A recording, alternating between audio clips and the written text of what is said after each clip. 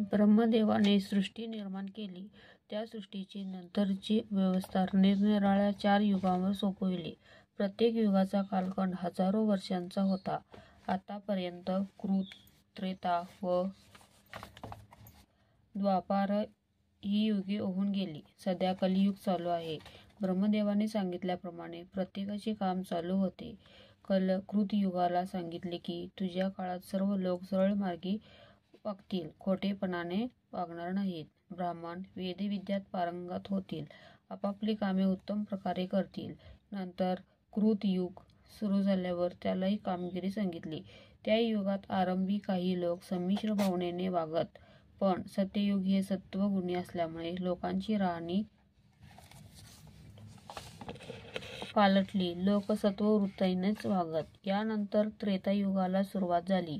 त्या काळात बरेच लोक यज्ञ याग करण्यात आपोआप गुंतलेले दिसत. धर्मशास्त्राप्रमाणे वागत. त्यांच्या संग्रही नेहमी धर्म व संविधा असत.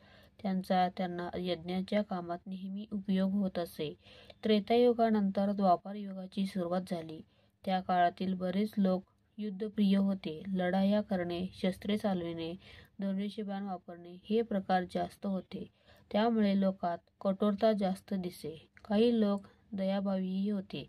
व्यापार उद्यमांची भरभराट होती. त्यानंतर कलियुगाची सुरुवात झाली.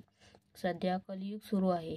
त्या काळात हे युग ब्रह्मदेवांना म्हणाले, देवा, मी अविचारी, अमंगल, भांडखोर व चिडखोर वृत्तीचा आहे, हे आपणास माहीत आहेच. माझ्या काळात अशाच लोकांशी माझे स्नेहसंबंध जास्त जुळतील. देवाधर्माप्रमाणे वागणारे, सत्याने वागणारे, दानधर्म करणारे, वेदाध्ययनाने विद्वान असणारे हे मला नकोसे वाटतील. लोकांतील कलह वाढतील. धर्माचरणाकडे कुणाचे नीट लक्ष लागणार नाही. ब्रह्मदेवाने त्या महापुरुषाची समजूत घातली. जे लोक देवब्राह्मणांची पूजा करतील, स्वतः सत्वनिष्ठेने वागतील, दानधर्म करून पुण्यमार्गाने राहतील, त्यांना तू त्रास देऊ नको. त्यांच्याकडे कृपादृष्टीने पहा. असत्य, फसवेगिरी, अधर्मवृत्ती वाढली तरी काही लोक सत्यप्रिय असतील, त्यांचा राग धरू नको. जे लोक निरनिराळे धर्मग्रंथ वाचतील, कथापुराणे ऐकतील, तीर्थयात्रा करून पुण्य जोडतील, त्या सर्वांकडे दर्याद्र दृष्टीनेच पहा. पूर्वी गोदावरी नदीच्या तीरावर अंगिरस ऋषींचा आश्रम होता. सभोवार उत्तम वृक्षवेली, समोरच्या प्रदेशात दिसणारी रंगीबेरंगी हरणे, झाडावरील निरनिराळे पक्षी, त्यांचे ठराविक वेळी ऐकू येणारे मंजूळ स्वर यामुळे तो परिसर फार मोहक वाटत असे. या आश्रमात वेदधर्म या नावाचे एक थोर ऋषी राहत होते. ते वेदशास्त्रात निपुण, नित्य देवपूजा जपजाप्य करणारे होते. त्यांच्याकडे दूरदूरचे अनेक शिष्य वेदविद्या शिकायला येत असत. त्यात दीपक या नावाचा एक सद्गुणी शिष्य होता.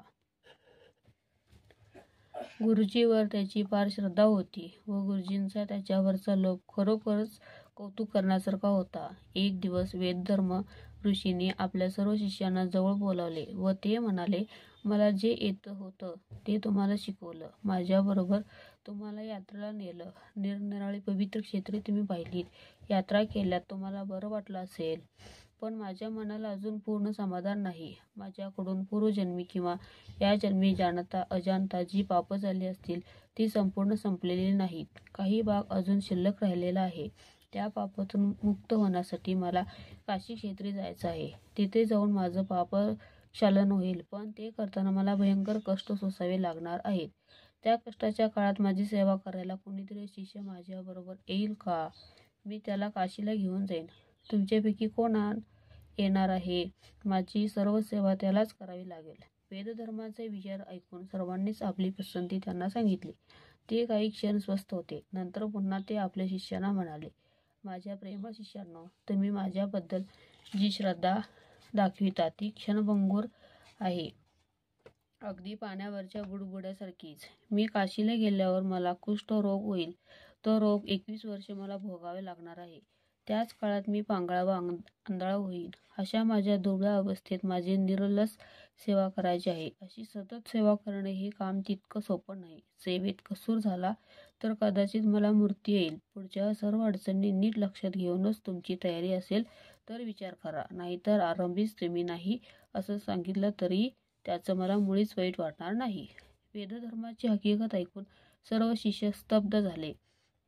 21 वर्षांचा दीर्घकाळ आपण कशी सेवा करू याची त्यांना शंका वाटू लागली.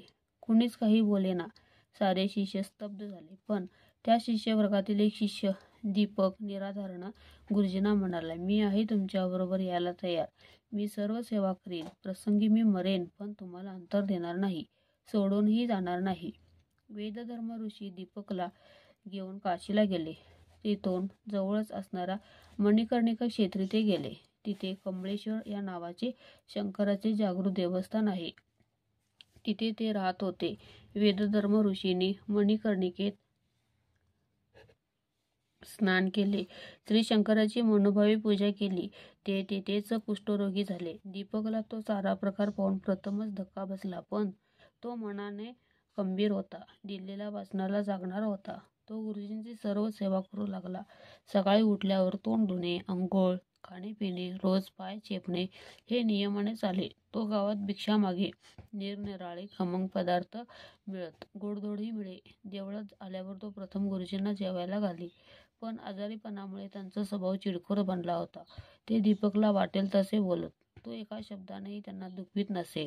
त्यांची एकनिष्ठेने सेवा करण्याचं व्रतच त्यानं घेतलं होतं. कधी कंटाळा नाही, कटकट नाही, कर्तव्य करण्यात कसुरी नाहीच. त्याची एकनिष्ठा पाहून श्री शंकर प्रसन्न झाले. ते दीपकला भेटले व म्हणाले, हवा तो वर माग, तू मागशील ते मी देईन.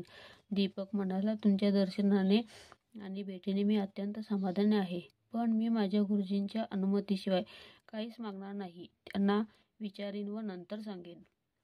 दीपकची निष्ठा पाहून श्री शंकर श्री विष्णुदेवांना भेटले. त्यांनी त्यांना सर्व हकीकत सांगितली. विष्णुदेवांनाही त्या शिष्याची भेट घेण्याची इच्छा झाली. ते स्वर्गातून निघाले व दीपकला भेटायला पृथ्वीवर आले. दीपकची गुरुभक्ती पाहून ते चकित झाले. 1.5 तपाहून जास्त काळ तो आपल्या गुरुजींची सेवा करीत होता, पण कंटाळा नव्हता. श्री विष्णुदेवही प्रसन्न झाले व हवा तो वर माग म्हणाले.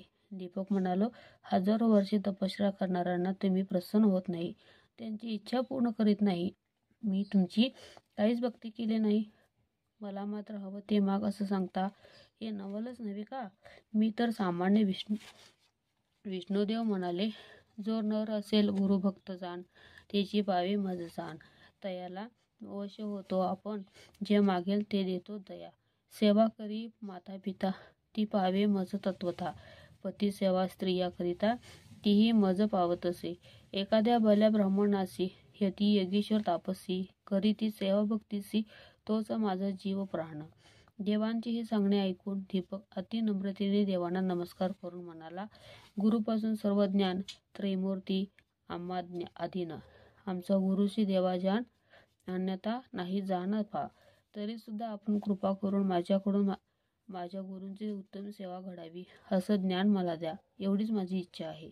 हा सारा प्रकार दीपकने वेदश्रम ऋषींना सांगितला. तो ऐकून त्यांना दीपकच्या वृत्तीची खात्री पटली. ते प्रसन्न होऊन म्हणाले, तुझी भक्ती व सेवा पाहून मी पूर्ण समाधानी आहे. थोड्याच दिवसात मी पूर्ण रोगमुक्त होईन. नंतर आपण आपल्या आश्रमात जाऊ. 21 वर्षांचा काळ पुरा होताच वेदधर्म ऋषी पूर्ण रोगमुक्त झाले. गंगा स्नान करून त्यांनी काशी विश्वेश्वराचे दर्शन घेतले व ते परत आश्रमात आले. दीपकची कीर्ती सर्वत्र पसरली. नंतर तो गुरुजींचा निरोप घेऊन घरी गेला. पुढे त्याने उत्तम संसारही केला.